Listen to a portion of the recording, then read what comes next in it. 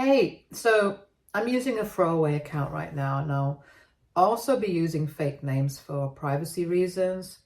I'll try to keep my posts short, but since there's a lot of context, try to bear with me.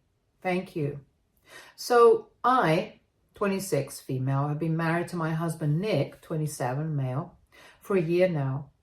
I met him 3 years ago at a work party and we got along really well. So we went out on a couple of dates after that and decided to get into a relationship after a few months. After 3 years of dating, he asked me to marry him and I said yes. We get along with each other's families too. My family consists of my parents and I. I've never had any siblings and my cousins all live in different cities, so we met only on the holidays. I never knew what being part of a big family that gets together for every event was like, and I found out only after I started dating Nick. His immediate family consists of his parents, an older sister, Tessa, 30, female, and a younger brother, Alex, 22, male. Alex still lives with his parents in their house, and my in-laws' house is right down the street from where Tessa lives with her husband. Tessa has been married for 5 years to her husband, Mark, 32, male, and they have a 3-year-old daughter, Amy. My in-laws' house is at a location that is easily reachable by most members of my husband's immediate and extended family, like his aunts and uncles and cousins. All of them live in the same city and get together at least once a month, and my in-laws are always the hosts, so Nick and I try our best to attend. They've always been kind to me, and I'm grateful for that. But since I wasn't used to this kind of tight-knit family and such frequent socializing, I'd get tired really quickly at these gatherings and would want to come back home early, and Nick would get mad. He believes that I get too exhausted too quickly whenever it comes to his family because I'm not used to this. And he thinks that I'm not even trying to understand his family's dynamics, while I think that he's a little too enthusiastic about his family. We've had a couple of disagreements about this over the years, but it's just one of those things that we have to agree to disagree on.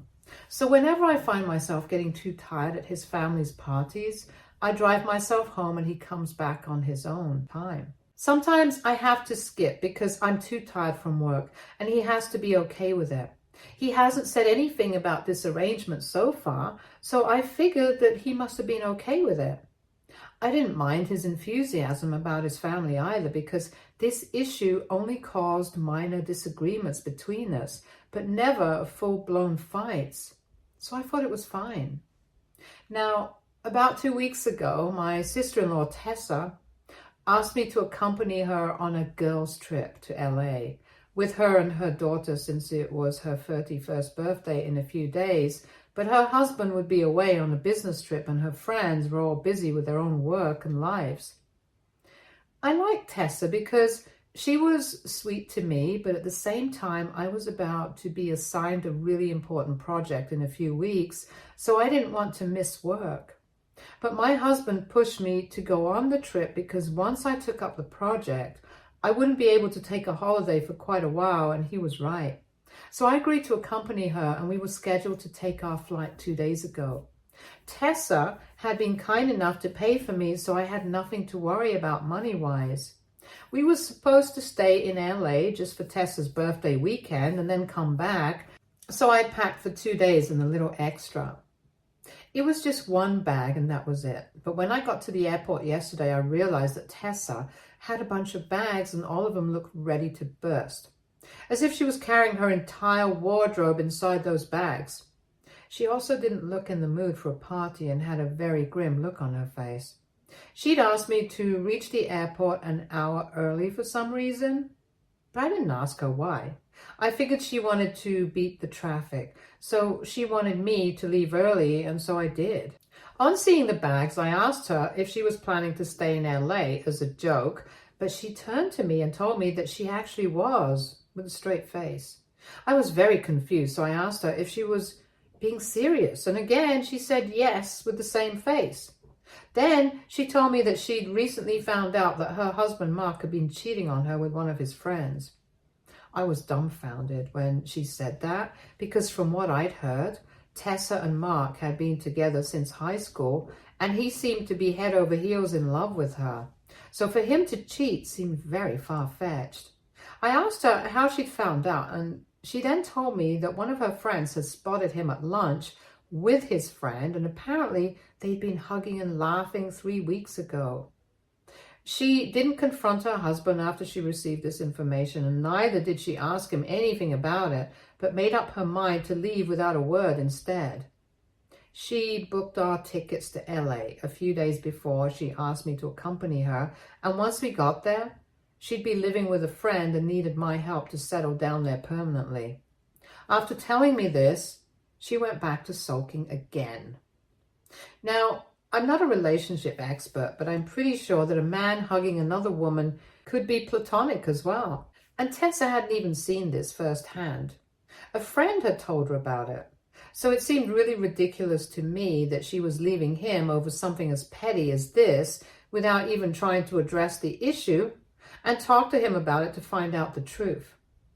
She just jumped to the conclusion that he was cheating, and because of that, not only was she leaving him, but she was also taking his daughter away without his knowledge, and that seemed too close to abduction for me to be comfortable with. I wanted to call the cops, but I wasn't sure what good it would do, since she had every right to take her child with her wherever she wanted to, and I also didn't want to meddle without letting Mark know about the situation first. So I decided to go to the ladies' room, and from there I made a call to Mark to warn him about what was about to happen. I filled him in on what Tessa had told me, and just as I'd suspected, he hadn't been cheating. And that hug had been totally platonic. He told me that he was reuniting with a friend of his from his college days who was finally getting married after years of waiting and bad relationships. So that was a purely platonic celebratory hug that Tessa's friend had misconstrued. In fact, Tessa had even known that he was meeting an old friend for lunch. I asked him if he wanted me to call the police to stop Tessa from leaving, but he said that he didn't want to get the cops involved, and just like me, he thought it'd be pretty pointless since, as Amy's mother, she had full custody of her and could choose to take her wherever she wished to. Unfortunately, he wasn't in town at the time and was away on a business trip, so Tessa had been serious about that part. When I told him what his wife was trying to do, he started panicking and hyperventilating and told me to hold her off for as long as possible, and he tried to talk to her and stop her from leaving however he could. I told him that I'd try my best and then went back out. Once I came back out and found Tessa, I was shocked to find Nick standing beside her as well. I'll admit I'd totally forgotten to contact Nick in crisis mode because at the time it felt more important to warn Mark instead. I made my way towards them, and I deduced that Nick must have been in on Tessa's plan and was going to accompany us as well, because otherwise he wouldn't have pushed so hard for me to join Tessa on the trip. He even said, "Surprise," when I saw him, but I was still struggling to keep a smile on my face given the circumstances. Within a few minutes, Tessa's phone started ringing, and at first she declined the calls. I knew for a fact that it was Mark calling, but said nothing because I was panicking too. She finally answered the call the fourth or fifth time and spoke to Mark. They ended up getting into a fight once Mark confronted her, and Tessa was loud enough to attract a lot of weird looks. But I, for one, was glad that Mark was addressing the situation and kept praying that she'd choose to go back home instead. I couldn't hear Mark's side of the conversation, but judging by Tessa's replies, I assumed that he must have threatened to take her to court and try to scare her into dropping the plan, which is what she did eventually. Nick and I had been silent for the entire duration of the call, but as soon as Tessa hung up, she turned on me and started screaming on me about how I was a snitch and said that she'd never trusted me anyway. She accused me of ruining hers and her daughter's lives by forcing her to stay with a cheater and called me a bunch of names. I didn't want to argue with her, so I ignored her and tried to leave, but was stopped by Nick, who looked really annoyed and asked me what I'd done. By then, Tessa was sitting and crying while people continued to stare at her. I told Nick the truth about what I'd done and even added that it was the right thing to do since Mark wasn't even cheating on her, and she had no right to take Amy away from him without proof. Nick was furious that I decided to meddle, and just like his sister had said, even he reiterated it and told me that it had been a mistake to trust me in the first place. He said that the only reason he'd even included me was because he hadn't been certain if he'd be able to accompany Tessa or not, since he was meeting with an important client today and couldn't afford to miss it. So he believed that I'd help Tessa instead, but I just ruined any chance of her escape by informing Mark. I was really hurt that even he couldn't see where I was coming from and tried to defend Mark, but he refused to see my point and instead told me that it was his fault to even expect me to understand any of this, since I'd never had a family where loyalty meant something, and that was the reason I didn't even want to be a part of his family, wholeheartedly referring to the fact that I wouldn't attend his family's frequent gatherings. That was offensive because obviously I'd be loyal to my family.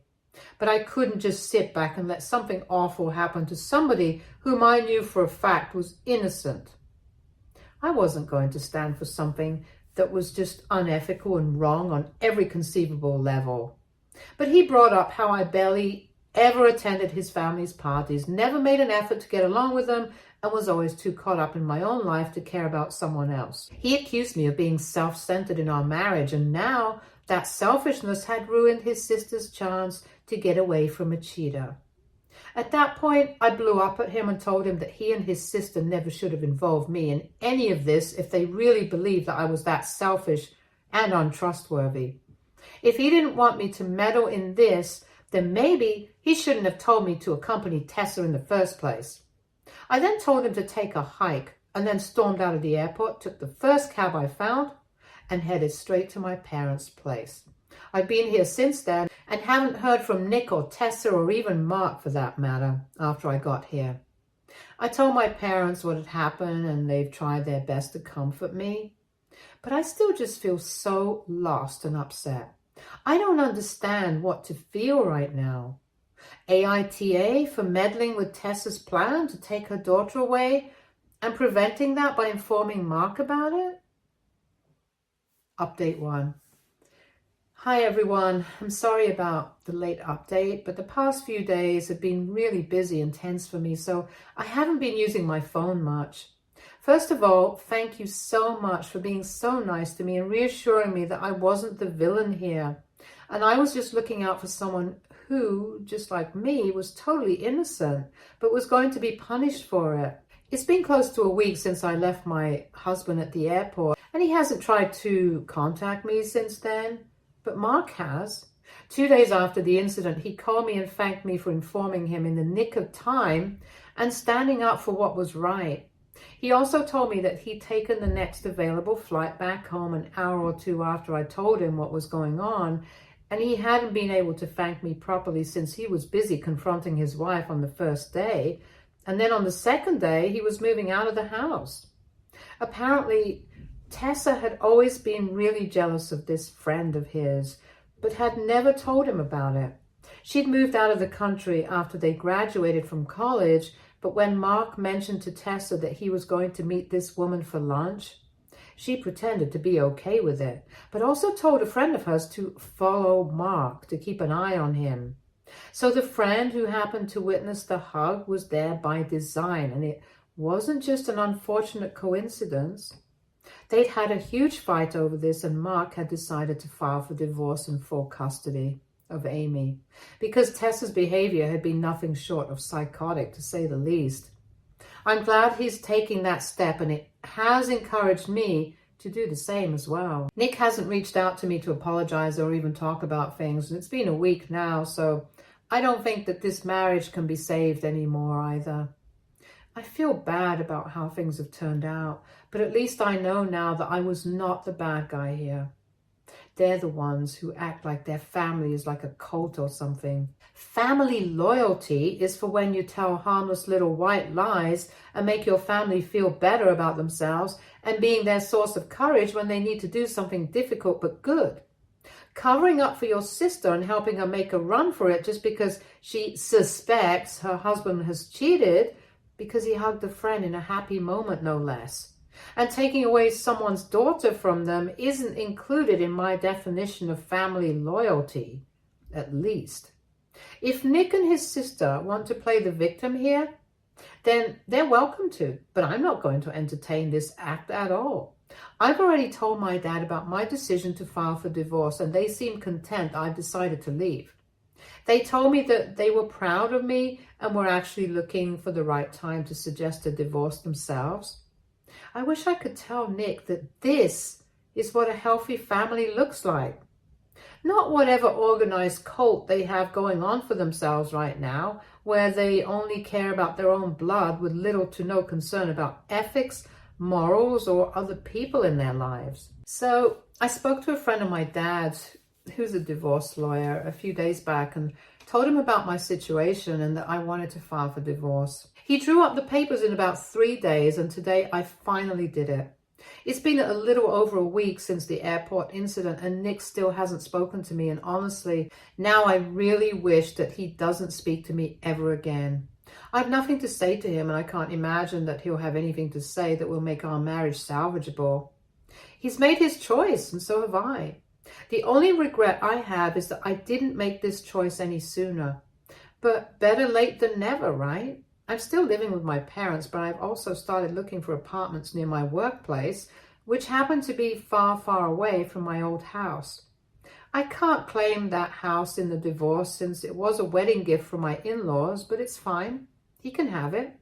Neither do I want the house back, and nor do I want my husband back. I'm better off without both. Update 3. So, big day today because Nick was served today. I didn't think that he would care because, like I said, he didn't make the effort to speak to me and resolve things after our big fight at the airport. But apparently he does care and wants to mend our relationship. It's just that he cares for all the wrong reasons, and I genuinely don't know how I didn't ever see this side of him before. He called me up today and demanded an explanation, and I told him point blank that he hadn't thought that it was important to speak to me after the fight and apologize to make things right. So now I didn't think it was important for me to stay with him anymore. And I wanted to get out of this marriage. He told me that he'd been waiting for me to apologize, which was just ridiculous because I hadn't even done anything wrong. He was the one who had accused me of being selfish and untrustworthy and just stood by and watched while his sister called me derogatory names in front of strangers. He was the one who was helping Tessa do something really disgusting and unethical. So really, there was just no way I was in the wrong here, and he and his family couldn't just gaslight me into believing otherwise. I'd already spoken to normal people and I knew the truth. He argued that I was being difficult and said that this is not how families work. He demanded that I stop the divorce proceedings, come back to him and try to mend the relationship instead of running away from the situation. Not because we loved each other, but because in his family, divorce was unacceptable and went against his family values. Let me just repeat this for emphasis. He didn't want me back because he loved me, but again, because that's what his family wanted for him. His family wanted him to do something, which is why I had to adhere to it as well. And mind you, he didn't even apologize to me. The situation itself was so ridiculous, and the conviction with which he was speaking was even more hilarious. So I ended up laughing on the phone for at least 3 minutes. It was crazy how he was so convinced that this was what would force me to come back. I seriously don't have any idea how I managed to put up with this guy for so many years. I'm just lucky I didn't have a kid with him yet, because that would be irreversible and I wouldn't want to curse anyone else with a husband or father like Nick. Once I started laughing, I guess he felt really insulted, so he just called me the B word and then disconnected the call. I couldn't care less about him being mad at me, and in fact, I'm hoping that he stays mad at me in response to the divorce petition as soon as possible. I truly hope he doesn't decide to contest the divorce, because that will be really bothersome. And I just want to move on from this as soon as possible. It's been a few hours and he hasn't tried to call or text me yet, so I'm still hopeful that he's given up. But you never really know. I'm just going to keep praying that he leaves me alone. On a happier note, I did speak to Mark a few days back, and he told me that his divorce is going just the way he'd expected it to. So that's for everyone who was asking about him.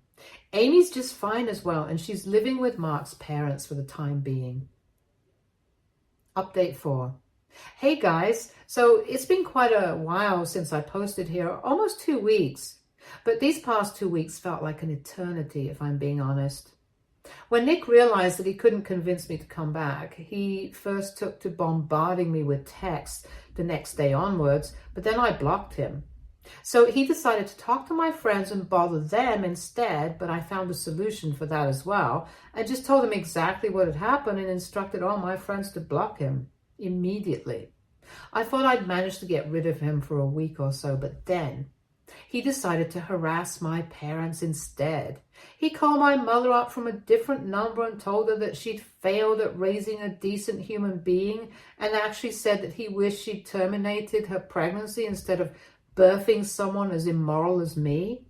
And within a few hours of that, he decided to call my father up and said similar things. He also accused them of breaking our marriage, as if his own family and personality weren't repulsive enough to achieve that feat by itself. Anyway, I did get back to him and told him that if he bothered me or my family again, then I'd make sure to inform the police about his harassment.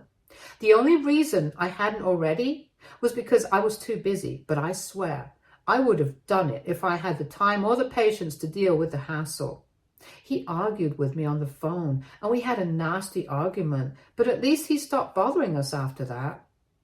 He isn't contesting the divorce either, which is a huge relief, because that means I'll be out of here faster. I've already moved into a new apartment, and we'll probably go back in a few days to collect my clothes. I'll definitely take a male friend along, because I do not trust this psycho. I'll finally be rid of him in a few months. Stay tuned for more stories from our girl relationships.